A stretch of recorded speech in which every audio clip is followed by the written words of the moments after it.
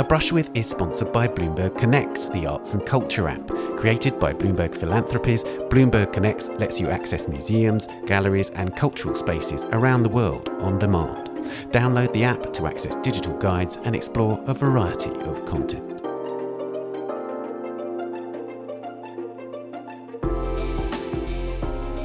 Hello, I'm Ben Luke and welcome to A Brush With, the podcast where I talk to artists about their influences from the worlds of literature, music and of course art, and the cultural experiences that have shaped their lives and work.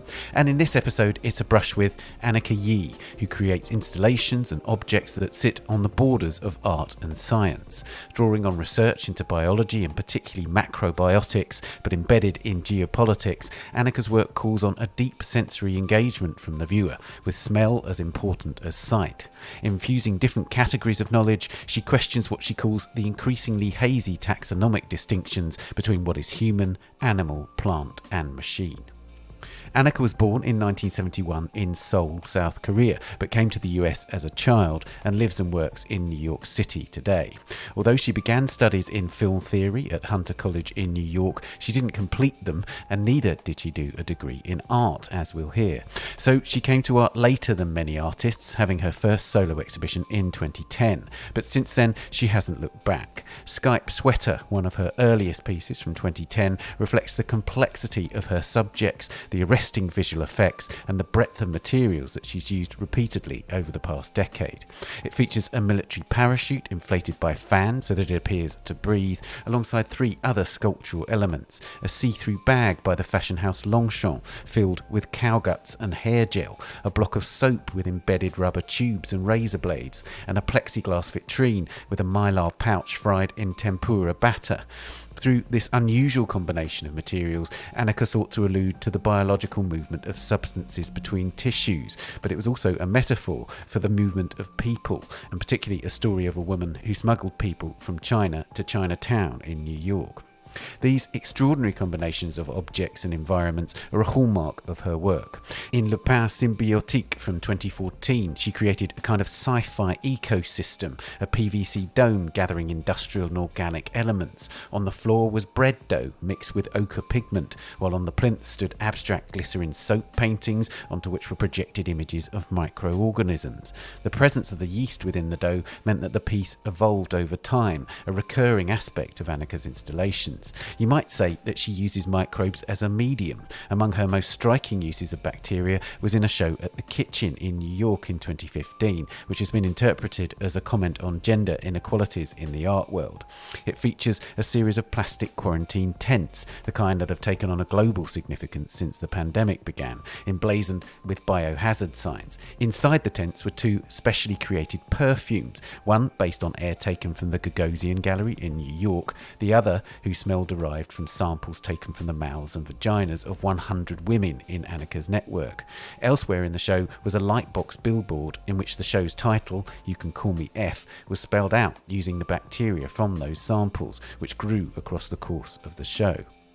Smell is another invisible medium for her. She treats the air as a cultural space filled with substances symbolic of political, social and environmental structures. She effectively sculpts the air around us. For her installation in Tate Modern's Turbine Hall in 2021, which she called In Love with the World, she created scents that evoke the long history of Bankside where the gallery stands, but also alluded to the COVID-19 crisis. She worked with the spices used to attempt to counteract another catastrophic pandemic, the medieval Black Death, as well as smells from geological eras, marine scents from the Precambrian period, the aromas of plants from the Cretaceous period. The smell was spicy, smoky and musky. The Turbine Hall was also filled with airborne sculptures she called aerobes, which responded to the environment to determine their movements. They moved above the crowds at Tate Modern as Anicka imagined the idea of human interaction with sentient machines. The aerobes were hybrid beings, technologically constructed but evoking mushrooms and marine species like jellyfish. And this hybridity is everywhere. She's used seaweed as a skin for hanging lanterns that resemble chrysalises or seed pods inhabited by animatronic moths. The idea of a symbiosis of humans and non-human entities, whether natural or artificial, is at the core of her work. She sees her art as a means to define what life is and what life can be, as she puts it. Being an artist means you can push technology in ways that she says are completely unreasonable. And it's this with which I began our conversation. What does she mean by art's unreasonability?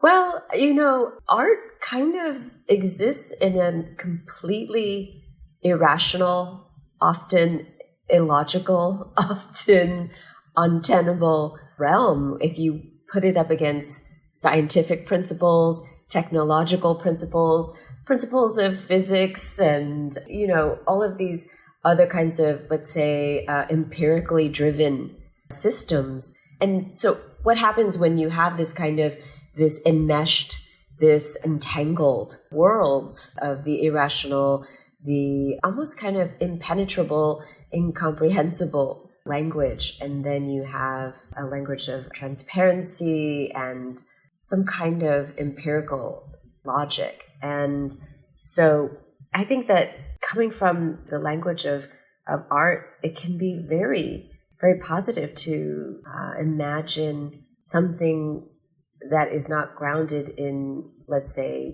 probable realities.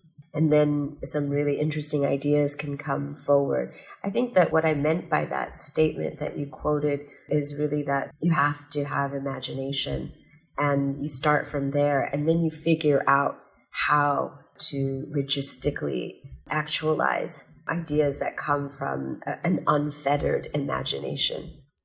And can the sort of trigger for those realms of imagination that you access through the work be quite broad, in the sense that obviously there's an extraordinary material richness about your work, and also this often discussed sort of sensory breadth?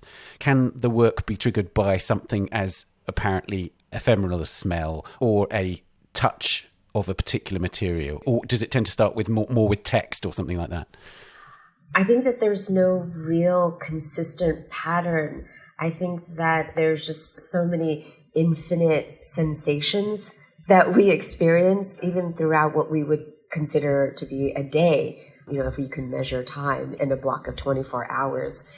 So there are infinite different points of entry and stimulation and sensations. And it's about being able to pay attention to that and seeing how you can foreground or harness enough of these traces to maybe build on something consciously.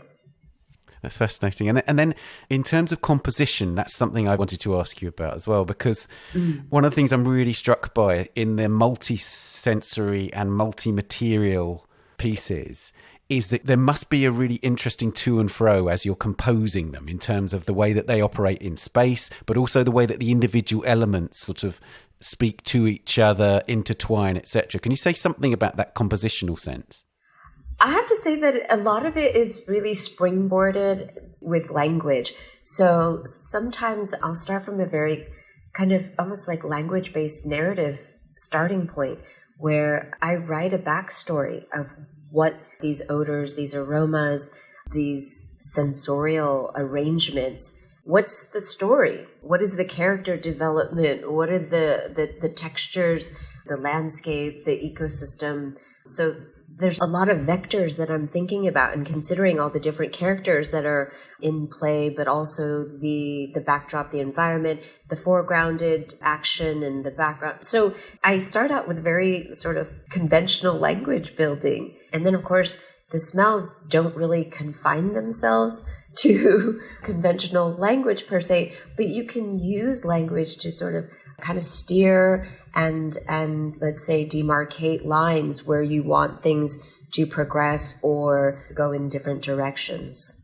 And then in terms of those texts that you're talking about, those quite conventional language building that you refer to, does that ever manifest itself as an accompanying text, or does it disappear into the background once you've got the sort of physical materiality of the work? No, everything's in play at all times. So we don't really throw things away in the studio. So when a certain kind of, let's say, text or even, a conversation sounds really compatible. It shows up in lots of different ways. It will show up in a wall text. It'll show up in the catalog. It will show up in different ways. And more importantly, I think it definitely becomes a part of the piece in the way that I talk about it. It becomes embedded in a way. And it's hard to dislodge because I'm already attached to the language. Ultimately, when we experience a sensation of odors and aromas and we take in these molecules, we are immediately trying to signify what it is that we're smelling. And so our immediate, relationship to that smell is trying to stammer and stutter and give shape to language and words to what we're experiencing. It's a very involuntary experience, I think. It just happens. And then I wanted to explore how feminist theory infuses that in terms of, for instance, there's one specific work which you made for the kitchen in New York where you took samples, you asked 100 connected women to you to take samples, and then that was pitched against a smell that you took from the Gagosian gallery. But then also there's the sort of anti-monumentalism, which you've described as a kind of feminist kind of principle of the work. So can you talk about that, and maybe using that piece for the kitchen as a means of illustrating that sort of anti-monumentalism? Yeah, so I'd like to respond by saying that I'm even maybe a little reticent to call it a feminist approach, because I think by questioning this compulsion that we have as people, as systems to create this culture out of biology, and how we try to determine these constructs through biology doesn't really align, and it's not compatible the way that biology is, the way that we interpret that biology. And that was kind of one of the things that I was trying to explore and interrogate, is that we have given these gender assignments to our senses, and that we have given these very flimsy, erroneous associations and meaning, I think falsely creating these dichotomies around gender identity and so on and so forth, based on essentially an inability to understand how things work biologically. For instance, we don't know that much about, how smell works. We don't have a ton of data and research, and so we have associated that as feminine. And so that's what I was trying to interrogate with these early microbial works, and relating it to, how odor, it seems to confound us, and somehow we've labeled that as feminine. And so there's just a number of layers and sort of like a kind of a convex argument happening there. And so immediately then it becomes labeled as a feminist approach, which I think I was trying to kind of move away from the gendered assignment around biological conditions and drives. And so here we have, yet again, language does entangle us in these ways of us trying to understand and yet moving further away from the point, maybe. And then you asked about the monumentality. Certainly, this work is ephemeral at best. It's not meant to last. It's meant to be experiential. It's supposed to ground you in the present, because when people are in a room together, something biochemical takes place. There's an exchange. There's a risk that we experience. And each time we take a breath of air into our lungs, there's risk. And there's risk in being in the room with each other, and not with just other humans, but other organisms. And that's what I'm hoping, just trying to be aware of and to illuminate, is this space that we inhabit, that we share. It's loaded with so much risk, and there's so much life, and there's so much death, and there's a lot going on in a very imperceptible, quiet moment. And of course, that must have been brought home to you. It must have been really astonishing to you, actually, at the outset of the pandemic, when you'd made works literally involving quarantine tents 5 years before. And suddenly here you were sort of seeing so many of those concerns that you were dealing with in the work, and the idea of our fear of contagion, and yet its ever presence in our lives. It must have been strange to, on the one hand, have all your thoughts confirmed and yet be in a very real situation at the same time. Tell me about that. Well, I have to say, I'm not unique in having these thoughts. I think that anyone who is remotely, attending to biological forces on the planet is keenly aware of pathogens and viruses, and that this is the stuff that creates the biodiversity on the planet. Again, I think that we tend to take these biological forces, we internalize them and interpret them in these cultural ways that are not helping us, especially when we think about like an immunological relationship to life. There's this self, non-self, this othering that we perpetuate as human beings, this need to eradicate that which is a foreign element. And that comes from how we interpret the immune system expelling the foreign agent. And so it's been interesting to observe and witness how we as social beings, how we interpret what's happening to us biologically, what's happening to the planet, and seeing these molecular, subatomic, biological forces taking place in the way that we interpret it, and how we immediately seize on threat and extinguishing and expelling and isolation. Again, I'm just seeing more examples of resisting our true nature as natural organisms, and it's not helping.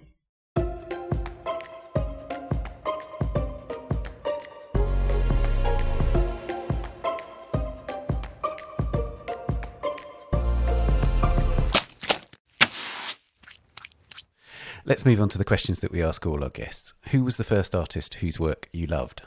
I'm going to say this artist because this has had a lasting impression on me from, I guess, for quite some time. But I would say someone like Rosemarie Trockel, the work that she has done, this German artist. I think when artists are pioneering ideas, they give you permission to say, listen, this is allowed. This too can be art. That can be art, where previously no one had really gone there before, and no one's really excavated that territory. So I would say a lot of it is just pulling it back and saying, this too can be art, that too can be art. And it's different than something like science, right? Not everything can be science, and you have to really validate it. And with art, it's a much more nebulous space, and in a way, much more difficult space in some ways. And so for artists to be able to pioneer new ideas, new territory for what art can be and what can constitute art, it's very generous. I'm pleased that you said Rosemarie, because she's somebody who, as you say, that sort of idea of permission or liberation through other artists, that one of the things about her is she'd never had a style. So she seemingly can pull any material from anywhere, and it can somehow be used in productive ways. And it seems to me that that's very common with the way that you use materials too. Yes, but I also felt like there was some kind of whole human being at work here. That's the impression that I got through her work. I didn't know much about her biography or anything like that, but it felt like there was a very accessible person thinking through these very nuanced, sensitive, complex ideas. And her work doesn't strike me as art with a capital A. And that's what I loved about it, because I think that prior to my engagement with her work, I think that maybe as a very young person, as a young impressionable person, I had ideas about art having to be so monumental, maybe, and having these grand gestures and these big ideas. And I experienced something in Rosemarie Trockel's work that felt accessible to being alive in nothing special, and not having to articulate the deepest, most important statements about existence. And the registry was on such a, I want to say, like, it tapped into my nervous system. her nervous system spoke to my nervous system, and it's resonated for decades. And I just liked her quiet tremors. Oh, that's a lovely way of putting it. Which historical artist do you turn to the most today? Without a doubt, Isamu Noguchi. I would say that when I'm stuck and I'm lost, I will look at his work, and it's a guiding principle, North Star. There, I've said it. Well, that's really interesting, because I was going to talk to you anyway about the hanging pieces, the aerobes that were moving around the turbine hall, for instance. There's an obvious connection there. But tell me about what it is about his work, because I'm assuming that you mean in the Akari works, but you might mean more broadly.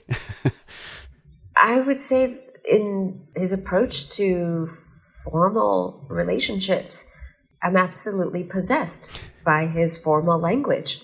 And I'm not just talking about the Akaris. Obviously, that's just like the one singular sort of homage that I've responded directly from me to his work. But his entire body of work is absolutely staggering. And he makes materials come alive for me. I'm not a very strong material artist. And that sounds like an absolute contradiction, if not outright lie. I have to say, I'm surprised to hear you say that. Yeah. Well, I think I'm interested in materials that can't be seen by the human eye. I'm interested in a kind of materialism through chemical processes, through a certain kind of a gravitational process, and not necessarily material for the sake of material, and having them be these autonomous elements that are just there for the sake of being there. They need to be activated. They need to be in symbiosis with other elements. I wanted to ask you about Ava Hesser, and I wondered if she had been an important figure for you. I have to say, I don't actively think about her at all. And I don't know why, because it's an obvious logical connection. But, when I was making work in the early years, people were throwing out all kinds of connection to me. Ava Hesser, Joseph Beuys, Matthew Barney, and I hadn't thought about them at all. In fact, I had zero knowledge about their work. And so I think that speaks to a lot of cultural and historical zeitgeist, and that, people are thinking about materials in similar ways, but they don't necessarily have to be directly influenced by previous works. I didn't go to art school, so I don't have this immediate index of art at my disposal where I'm thinking, oh, this, and sort of these kind of categorical taxonomies that I can reference as like a mental Dewey Decimal System of, okay, this is that I'm not that sharp, and that is not something that I have in the mental bank.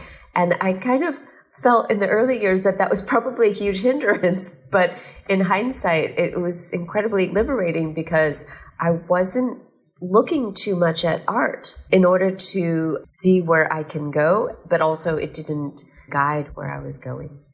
Let's talk about contemporary artists. You've already mentioned Rosemarie Trockel. Which other contemporary artists do you admire? Oh, there's so many. I'm a huge fan of Arthur Jafa. I always struggle when people ask me what other artists do you like, because it's not that I don't love other artists.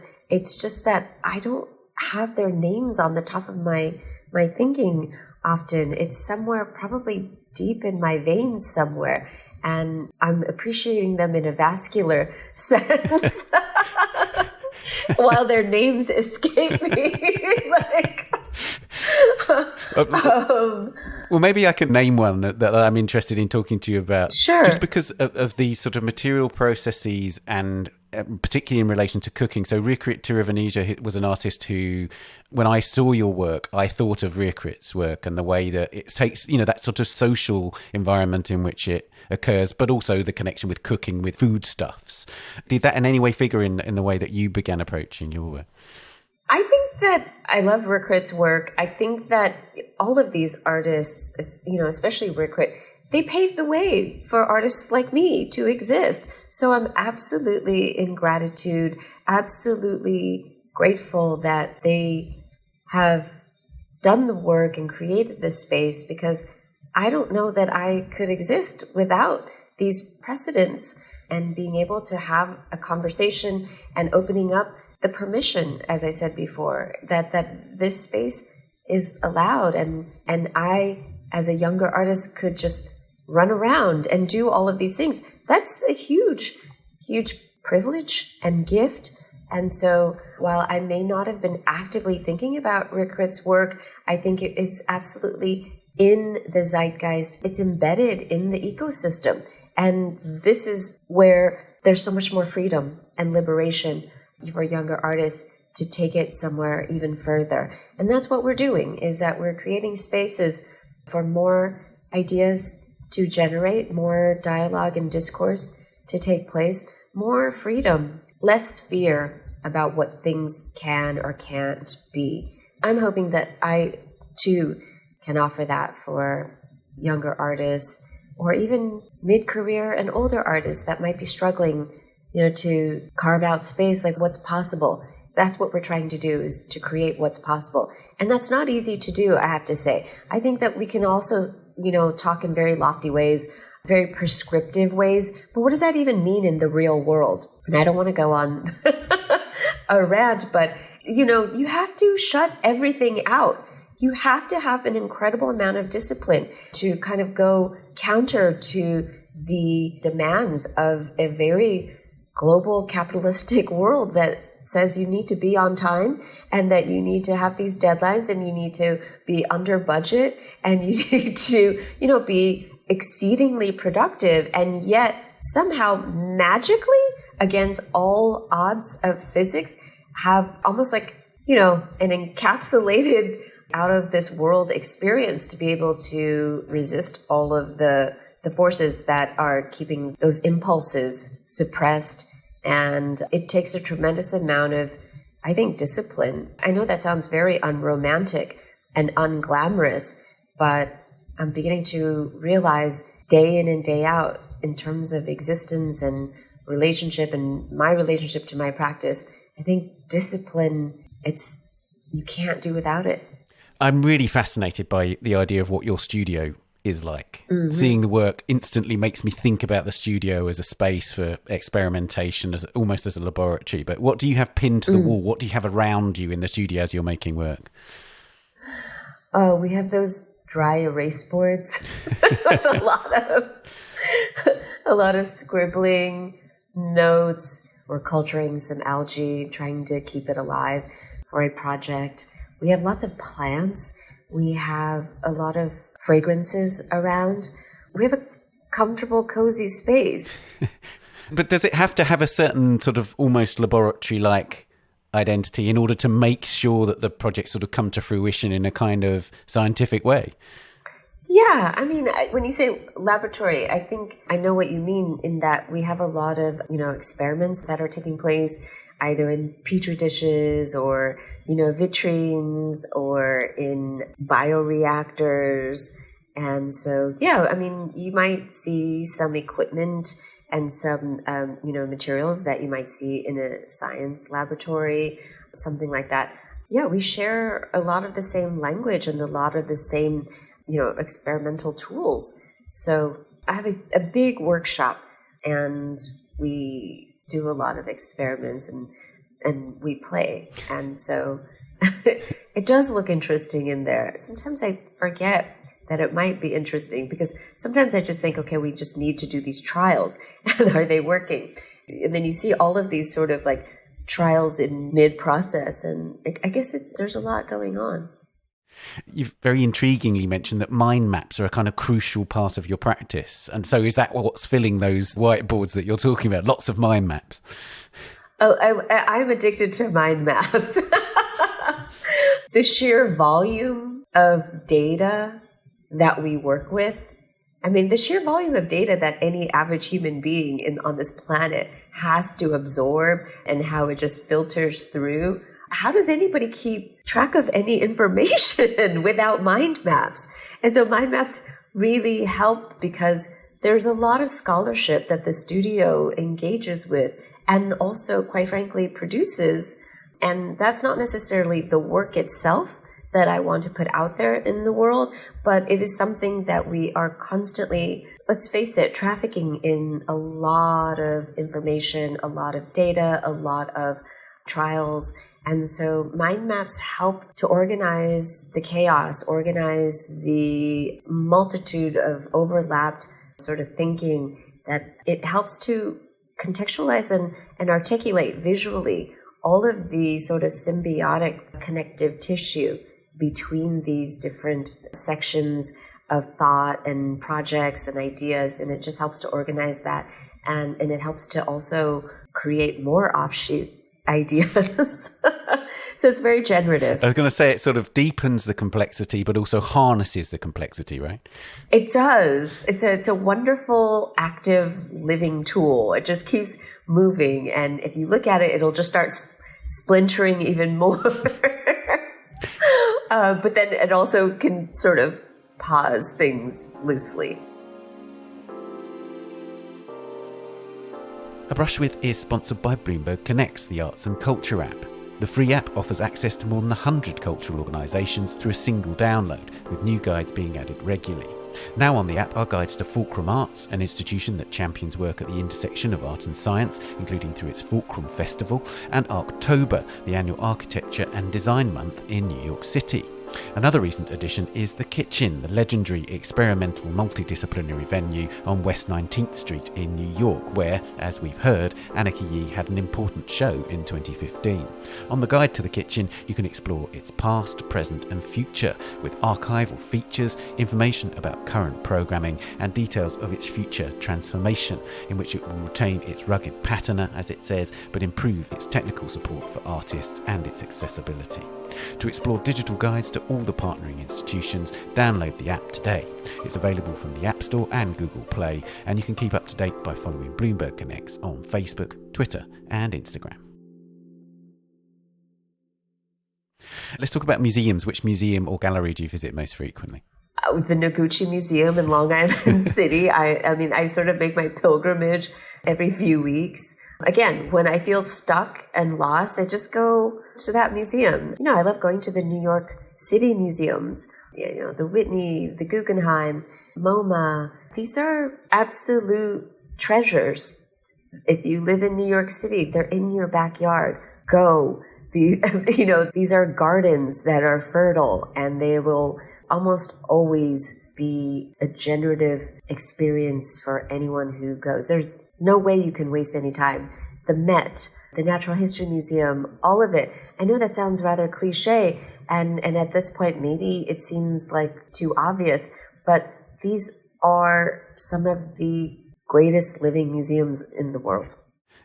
In London, we have a dedicated science museum. Mm-hmm. And I was wondering, are there any scientific institutions that are sort of frequently on your map? Or is the Natural History Museum the kind of obvious place to go?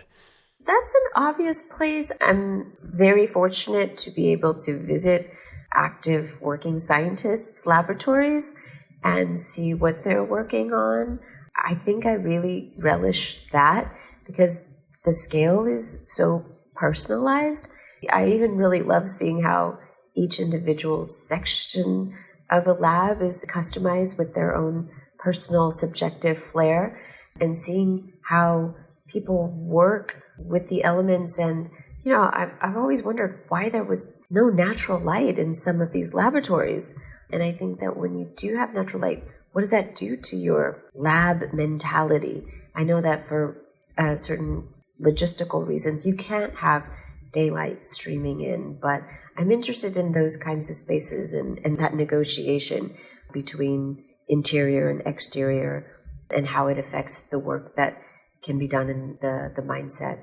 So I love visiting laboratories up at Columbia, at different universities downtown. There's a great lab at SVA, the School of Visual Arts, and it's always super exciting. Which cultural experience changed the way you see the world? I mean, 9/11 was, I think that cultural experience was, well, it changed everything. And in some ways, it allowed us to see the way things really are. And then it quickly masked what was going to take place in response to what happened. So I think we started to see a lot of performance and a lot of theater around these kinds of global events.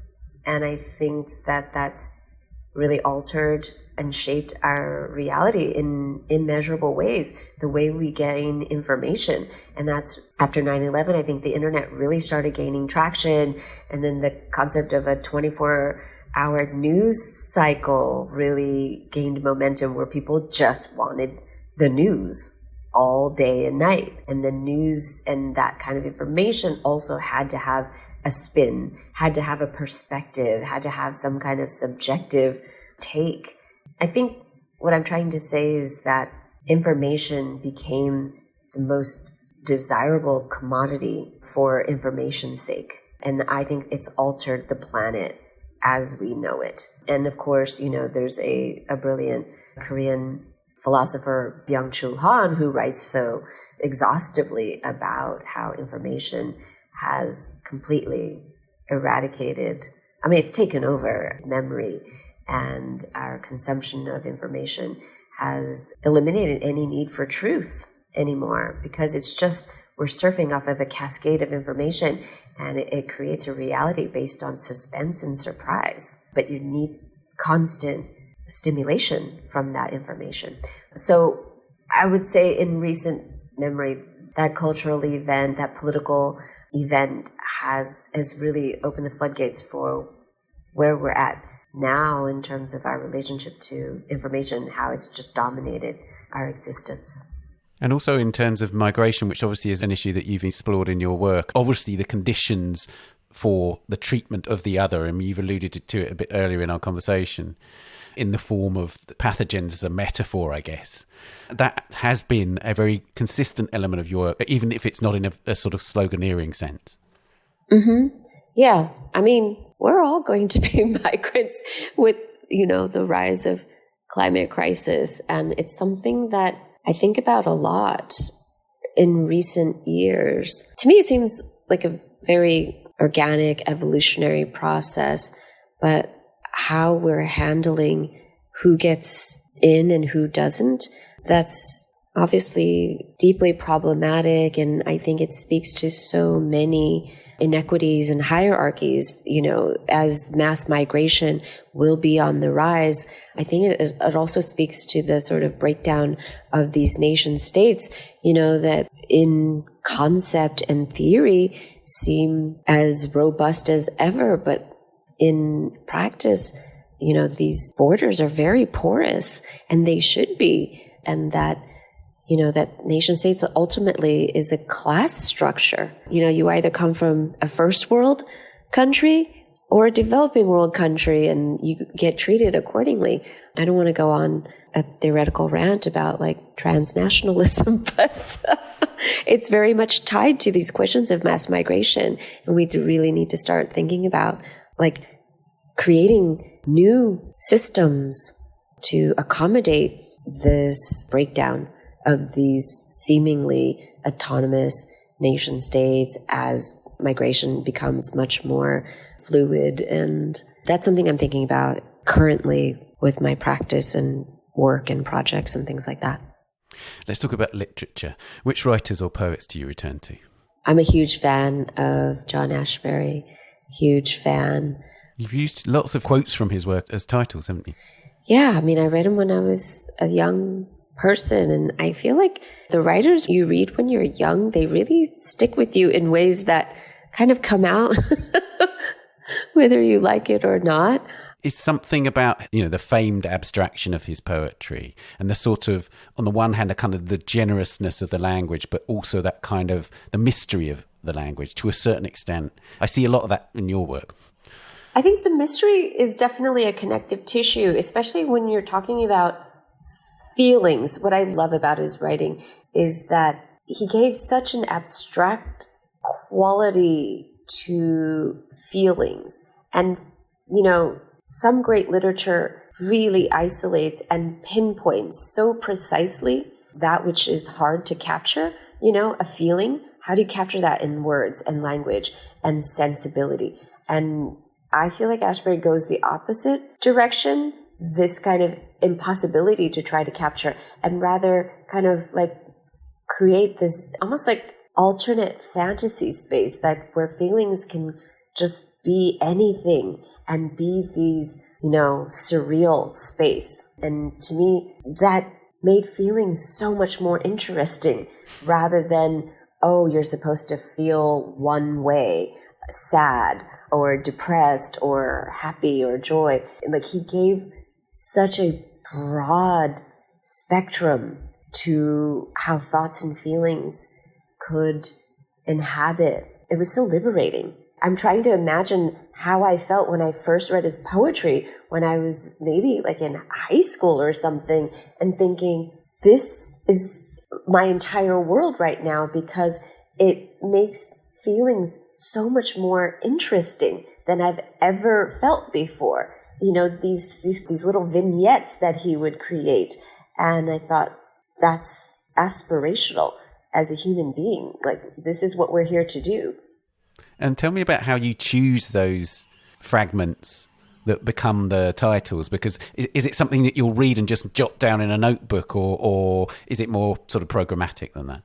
I think that, the work that I borrowed for the title in the kitchen show, I think that I came back to it a number of times and I thought, I don't know, I have to argue against my better judgment and see if this will, make the cut. And I kept coming back to it. I thought, because it's a really, it's a famous poem. And, the work has to live up to something, And I thought, oh, I don't know. And I just kept deliberating if I could give myself permission to make this association.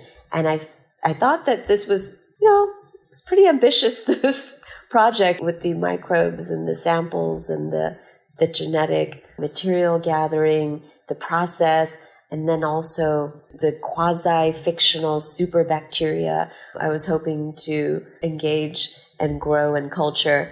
And I thought, yeah, grabbing at newer vegetables, that seems... I don't know. I mean, we're not making it worse, are we? Yeah, I thought that was... It struck a good chord.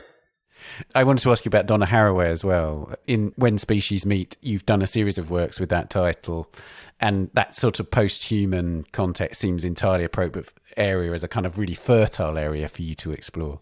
Yeah, I mean, I never read Donna Haraway as post-human, and I definitely didn't interpret her work that way, and I certainly wasn't responding in a post-human way. I think that her title, When Species Meet, absolutely encapsulates the entanglement of how there is no real hard and fast line that, let's say, Darwin has tried to, articulate in terms of even species is a pretty questionable term that we have. And you can't really contain, a species as being exclusively here and not there.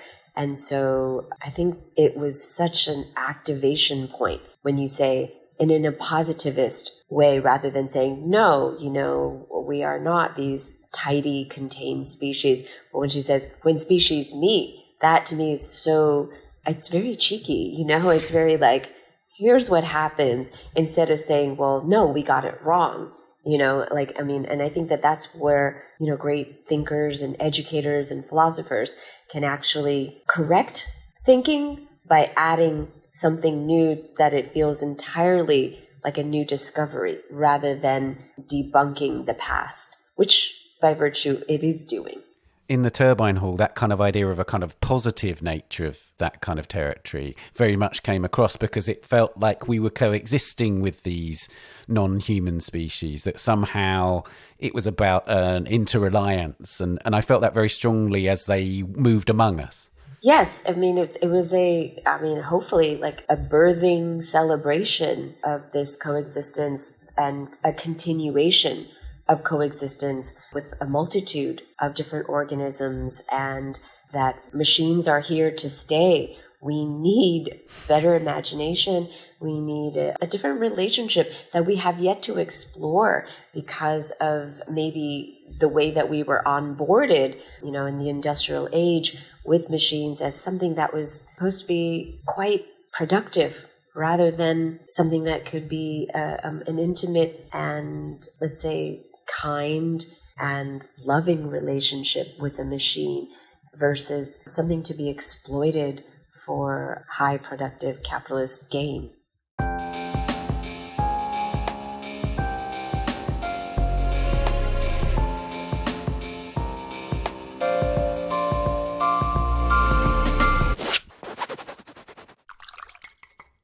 Let's talk about music. Which music or other audio do you listen to while you're working?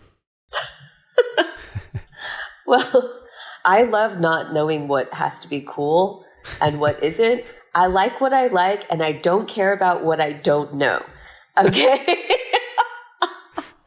I know everyone is still deeply, deeply self-conscious about being in the know, about what is cool and what isn't. Lately, I listen to a lot of Rosalia, her album. And I love music that is not necessarily Western in its origin, and yet I love that it's not any longer considered world music. That's so liberating, you know, that we can have a number one pop song by Bad Bunny or Rosalia, and it's all in Spanish, and it's just normalized. It's just music. We don't need to qualify it. So I've been listening to a lot of, you know, Bad Bunny, Rosalia. I listen to a lot of Brazilian music. And I mean, I love hip hop. You know, I listen to Kodak Black, Gucci Mane. I mean, I like music, but I'm not someone who pretends to be like a cool music person. On that subject, you actually have that playing while you're... I mean, I imagine your work has multiple modes, and therefore... And I always ask this question about the kind of different modes of your working and whether different audio is required for different modes, as it were. I often like silence. You know, there's so much noise. And as soon as you... Even, you know, like social media, I don't like to put the audio on. If you're looking at Instagram stories per se, it's just the flood of audio and the sonic schizophrenia. I turn the audio off. But I also really do, like, music is like vitamins. I mean, they just nourish you. And so at least once a day, I do like to just get that deep hit of some good music. I have to. I want to ask you about a couple of ways in which you've used music in the work. First, the Untitles again. There's a Nas tune that you used, which is, the original piece is called Is Life's a Bitch, but God Forbid the Bitch Divorce Me. But you swap that around. And this is another aspect which I think maybe is little explored in terms of your work, but the sense of humour, which is like, you sort of flipped it. So it said, New York's a bitch, but God forbid the bitch divorce you. And this is this piece with two dryer doors, right? Which you open and stick your head in, and then you get these different smells, two different smells. So tell me about that piece and why that title. First of all, that should be a t-shirt in and of itself. I mean, we'll credit Nas, absolutely, but it should be a t-shirt. All of art and culture, it's there for us to respond to. It's there for us to engage with. It's there for us to have a conversation with, and a playful one at that. So I appreciate that you're pointing out the humor, because it's playful and it's meant to be fun. And especially when we're talking about a pretty heavy exhibition where this work was exhibited and installed in. And it was about letting go of deep friendship, deep love. It was about a relationship to New York. It's about marking some time that you've grown together and apart, in different versions of yourself seen through New York as you grow into an adult, and as you know, friends come and go. I mean, it was a deeply personal work and title, and inhaling, putting your head into that dryer door, into that box, that void, and smelling your trauma, your past, all of this, and yet being able to hopefully close the door and walk away.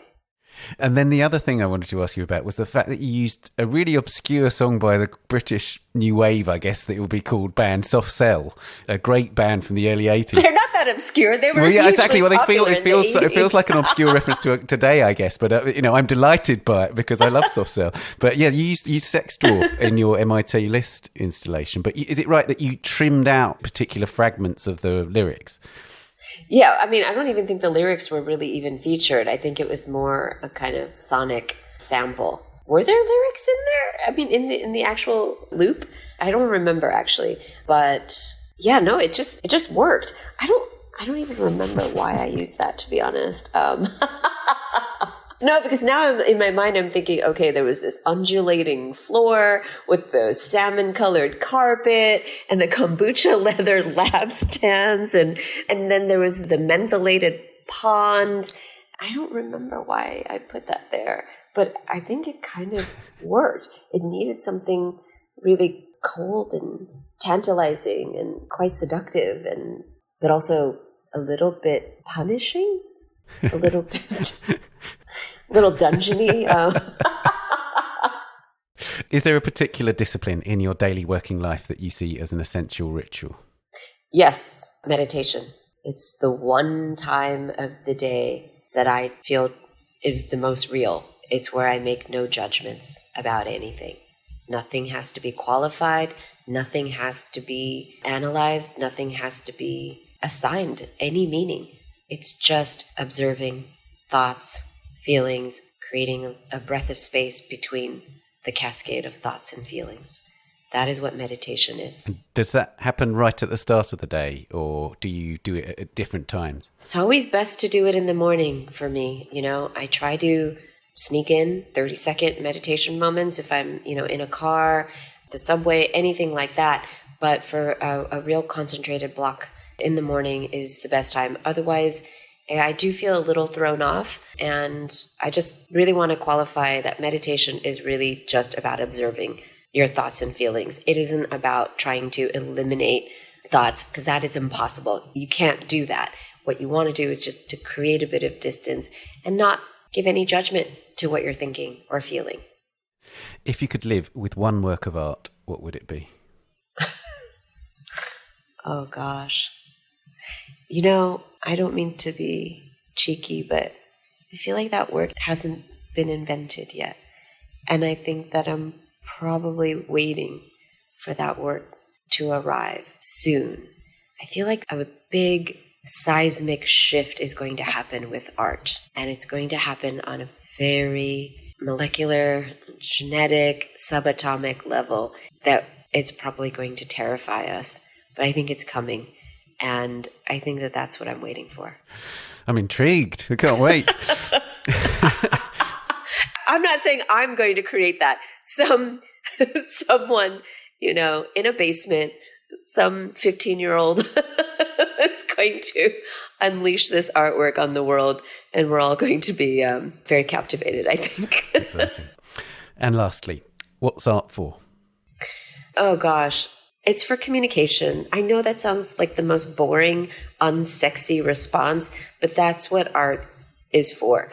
What art can do is inhabit that non-conceptual space, but the way that we relate to art is a way that it binds us together, and it creates questions and problems, and that enables communication. Art is something that we can't necessarily understand. And so what we try to do is we try to communicate that experience. What is art for?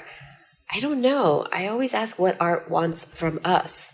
What does it want from us rather than what can art do for us? What does it want from us? And I haven't really quite figured out what it wants from us. But I do think that sometimes that it wants us to not create more categories of knowledge.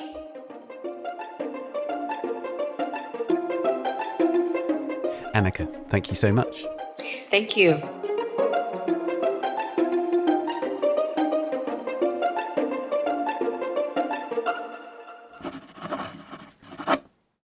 Anicka Yi is at Gladstone Gallery on 24th Street, New York, from the 6th of October until the 12th of November.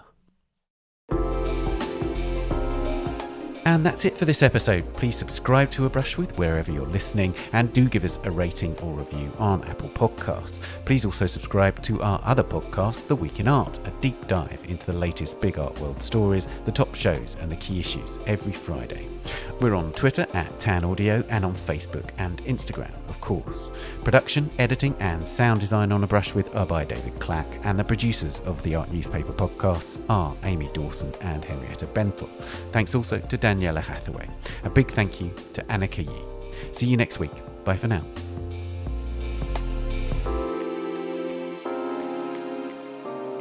A Brush With is sponsored by Bloomberg Connects. Download Bloomberg Connects today and discover cultural institutions on demand.